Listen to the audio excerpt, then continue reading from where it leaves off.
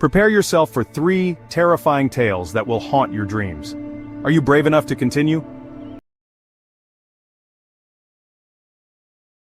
Deep within a secluded forest, nestled amidst towering trees and shrouded in an eerie silence, stood a dilapidated cabin. The forest was dense, with thick underbrush and gnarled roots that seemed to reach out like skeletal hands. The air was still, almost suffocating, as if the forest itself was holding its breath. Its weathered wooden walls creaked ominously in the wind, and its windows, boarded up and decaying, seemed like vacant eyes staring out into nothingness. The roof sagged under the weight of years of neglect, and the once sturdy door hung askew on its rusted hinges. A lone figure drawn by an unknown force approached the cabin. His footsteps were hesitant, crunching on the fallen leaves and twigs that carpeted the forest floor. Each step seemed to echo in the oppressive silence, amplifying the sense of isolation. The forest around him grew darker, the air thick with a palpable sense of dread. Shadows lengthened and twisted, creating eerie shapes that seemed to move just out of sight. The trees, once majestic, now loomed menacingly, their branches like skeletal fingers reaching for him. He reached the cabin door, its rusted hinges groaning as he pushed it open, and stepped inside. The sound was jarring, breaking the heavy silence and sending a shiver down his spine. He hesitated for a moment, peering into the darkness within. The interior of the cabin was shrouded in darkness, the air heavy with the smell of damp earth and decay. The floor was littered with debris, and the walls were covered in a thick layer of dust and grime. It was as if time had stood still within these walls. Dust motes danced in the faint rays of sunlight that pierced through cracks in the walls, illuminating scattered remnants of forgotten lives. Old photographs, yellowed with age, lay strewn across a rickety table, and a broken mirror reflected the dim light in fractured patterns. Furniture lay broken and rotting, covered in cobwebs that hung like ghostly shrouds.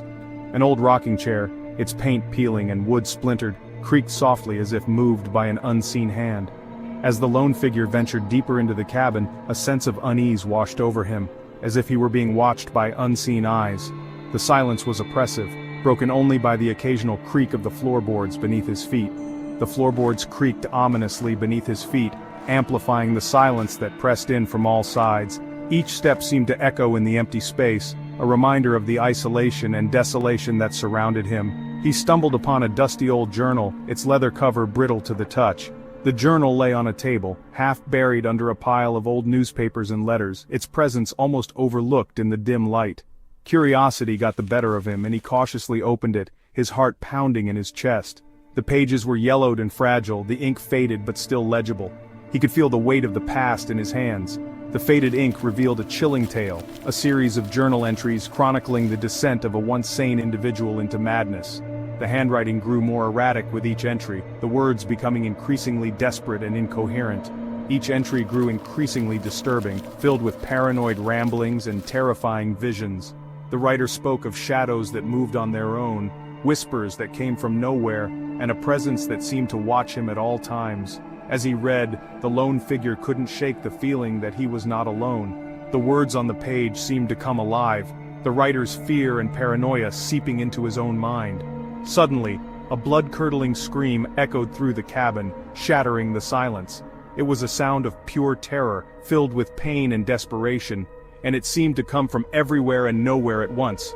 The lone figure dropped the journal in terror, his heart racing as he spun around to confront the source of the scream.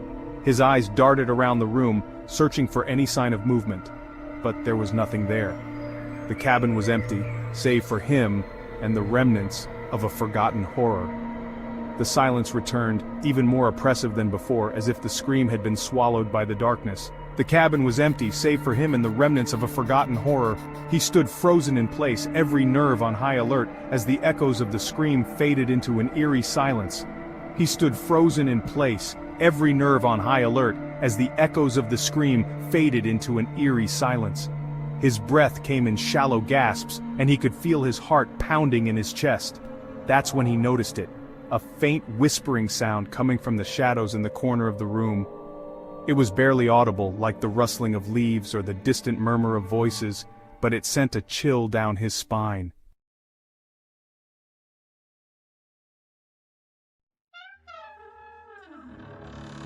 I don't think people understand the true terror that lies within the walls of an old Victorian house at the edge of town, its once grand facade now crumbling and overgrown with ivy. The house had been abandoned for decades, left to the mercy of time and nature. Its windows were shattered, and the roof sagged under the weight of years of neglect. The garden, once meticulously maintained, was now a wild tangle of weeds and overgrown plants. Locals whispered tales of its dark past, of a family that had met a gruesome end within its walls. They spoke in hushed tones, afraid that even mentioning the house might bring bad luck. The stories varied, but all agreed on one thing: the house was cursed. They said the house was cursed, haunted by the spirits of those who had perished there. Some claimed to have seen ghostly figures in the windows at night, while others reported hearing strange noises coming from the house when it was supposed to be empty. One stormy night, a group of teenagers seeking thrills and adventure decided to explore the abandoned house. They had heard the stories and wanted to see if there was any truth to them. Armed with flashlights and a sense of bravado, they made their way through the rain-soaked streets towards the house. As they approached the house, the wind howled around them, whipping the rain into a frenzy. The storm seemed to intensify as they drew closer, as if the house itself was reacting to their presence. Lightning flashed, illuminating the house in brief, eerie bursts. Each flash revealed more of the house's decayed state, casting long, sinister shadows that seemed to move on their own. The teenagers hesitated for a moment, a sense of foreboding washing over them. They exchanged nervous glances, each one silently questioning whether this was a good idea. But their curiosity outweighed their fear, and they cautiously made their way up the creaking porch steps. Each step seemed to echo loudly in the stillness of the night, adding to the eerie atmosphere. The front door swung open with an ominous groan, as if inviting them inside. The sound sent a shiver down their spines, but they pressed on, driven by a mix of fear and excitement. The interior of the house was dark and oppressive, the air thick with the smell of dust and decay.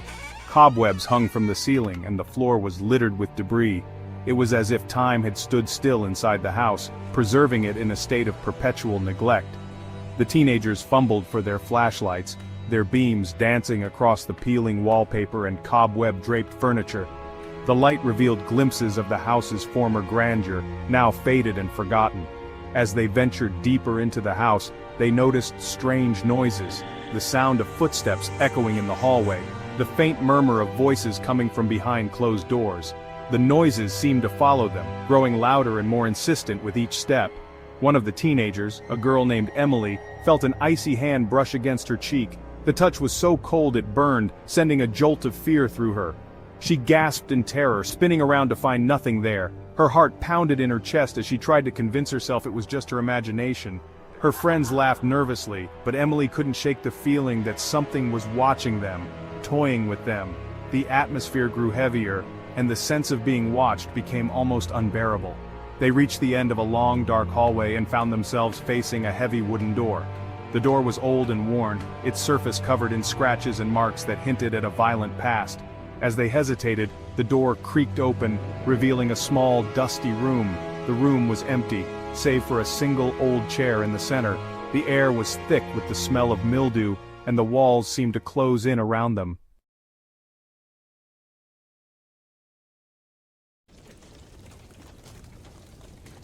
This is gonna blow your mind.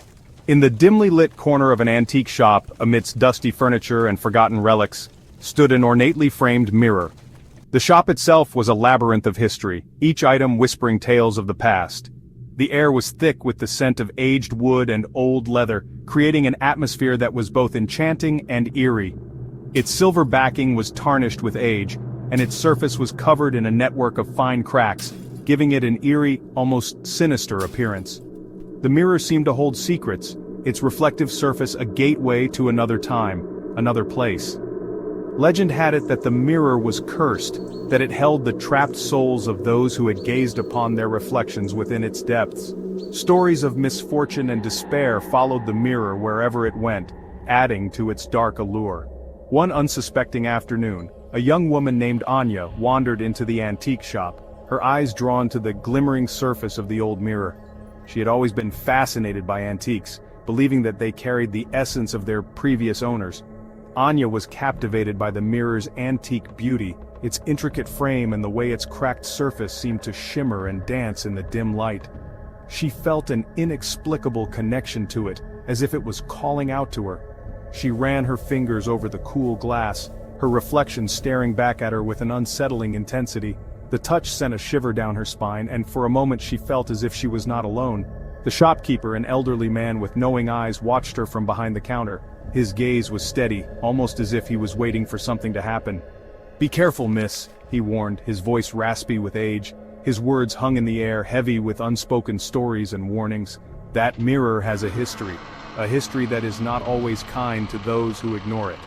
Anya dismissed the shopkeeper's warning as mere superstition, but as she continued to gaze into the mirror, a strange feeling washed over her. It was as if the mirror was trying to communicate with her, to show her something beyond her understanding. Her reflection seemed to shift and distort, its eyes taking on a life of their own. The image in the mirror was no longer just a reflection, it was something more, something alive. She blinked, and the illusion vanished. But the feeling of unease lingered, wrapping around her like a cold fog. Anya decided to buy the mirror, drawn to its mysterious allure. She felt a strange compulsion, as if the mirror had chosen her. She carried it home with her, her mind racing with possibilities. What stories did this mirror hold? What secrets could it reveal? That night, Anya hung the mirror in her bedroom, its presence casting an unsettling glow on the surrounding walls. The room felt different, as if the mirror had altered the very atmosphere. As she lay in bed, she couldn't shake the feeling that she was being watched. The mirror seemed to pulse with a life of its own, its surface shimmering in the darkness. She glanced up at the mirror, her heart skipping a beat as she noticed that her reflection was gone. The empty glass stared back at her, a void that seemed to pull at her very soul. In its place was a shadowy figure, its eyes glowing with a malevolent light. The figure seemed to move closer, its presence growing stronger with each passing second. If you enjoyed these stories, don't forget to like, comment, and subscribe for more chilling tales.